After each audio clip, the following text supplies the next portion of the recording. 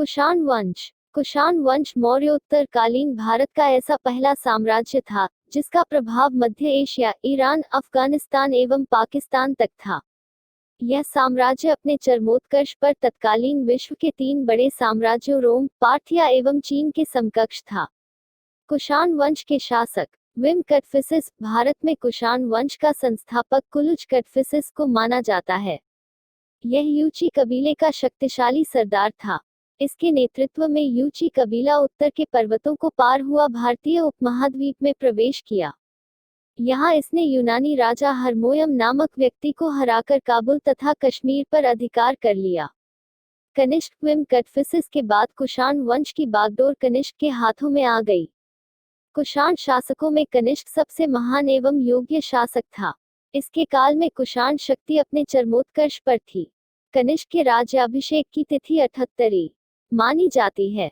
इसी वर्ष से शक संवत का प्रारंभ माना जाता है। कनिष्क ने पुरुषपुर पेशावर को अपने राज्य की राजधानी बनाया। इसके राज्य की दूसरी राजधानी मथुरा थी। कनिष्क की विजयों में सबसे महत्वपूर्ण विजय चीन पर थी। कनिष्क ने चीन के हन राजवंश के शासक पांचाओं को हराया था। कनिष्क के समय में हुए महत्वपूर्ण कार्य। चतुर्थ बौद्ध संगीति का आयोजन। कनिष्क बौद्ध धर्म की महायान शाखा का अनुयायी था। कनिष्क के समय में कश्मीर के कुंडलवन में चतुर्थ बौद्ध संगीति का आयोजन हुआ। इस संगीति के अध्यक्ष वसुमित्र तथा उपाध्यक्ष अश्वघोष थे। यहीं पर बौद्ध धर्म हीनयान तथा महायान संप्रदायों में विभाजित हो गया। इसी संगीति में महाविभाषा नामक पुस्तक का संकलन किया गया। इस पुस्तक को बौद्ध धर्म का विश्वकोश भी कहा जाता है। इस पुस्तक में तीनों पिटकों पर लिखी गई टीकाएं संकलित है।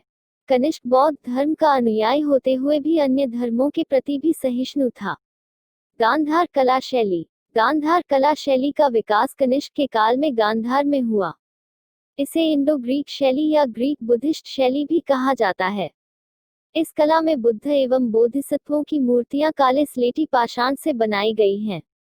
मथुरा कला शैली। इस कला शैली का जन्म कनिष्क के समय में मथुरा में हुआ। इस शैली में लाल बलुआ पत्थर का प्रयोग हुआ है। इस शैली में बौद्ध, हिंदू एवं जैन धर्म से संबंधित मूर्तियों का निर्माण हुआ है।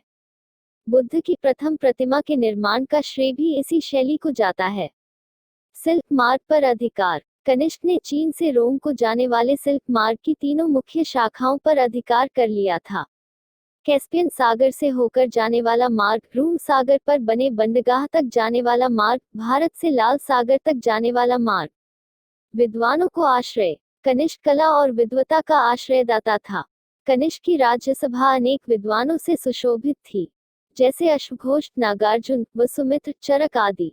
बुद्धचरित, सौंदरनंद, शारिपुत्र प्रकरणम एवं सूत्रालंकार के रचनाकार अश्वघोष थे।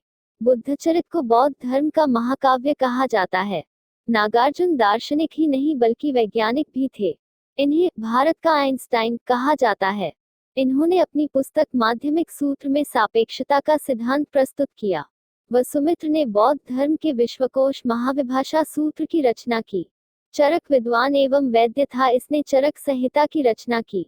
कुषाण वंश के सिक्के। सर्वप्रथम सर्वाधिक मात्रा में कुषाणों ने सोने और तांबे के सिक्के जारी किए। कनिष्क के तांबे के सिक्कों पर उसे बलिदेवी पर बलि देते हुए दर्शाया गया है। कनिष्क के अब तक प्राप्त सिक्के यूनानी और ईरानी भाषा में मिले हैं। कुषाणों ने चांदी के सिक्के नहीं चलाए। कुषाण वंश का पतन। कनिष्क की मृत्यु के बाद कुषाण वंश का पतन प्रारंभ हो गया।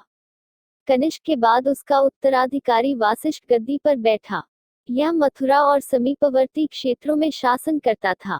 इसके बाद क्रमशः हुविष्ठ, वासुदेव शासक हुए। योग्य उत्तराधिकारियों के अभाव में यमुना के तराई वाले भाग पर नाग लोगों ने अधिकार कर लिया। साकेत, प्रयाग एवं मगध को गुप्त राजाओं ने अपने अधिकार में कर लिया। नवीन राजवंशों के उदय ने भी कुषाणों के विनाश में सहयोग दिया।